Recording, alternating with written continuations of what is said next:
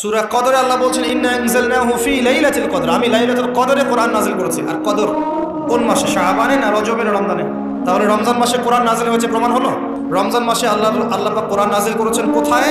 আইয়ামে জাহেলিয়াতে, যখন একটা যুগের মধ্যে ঘরে ঘরে শিরিক, ঘরে ঘরে সুদ, ঘরে ঘরে মাদক, ঘরে ঘরে মেয়েদের অবমাননা এবং গোত্রীয় হানাহানি, কাটাকাটি, মারামারি, জেনা, ব্যভিচার ভর্তি একটা সমাজের মধ্যে, এখানে রমজান মাসে লাইলাতুল কদরে আল্লাহ কোরআন নাযিল করছে। এবার এই মাসটাকে আল্লাহ পাক সম্মানিত করে দিলেন। তাহলে রমজান মাসের মূল কাজটা কি?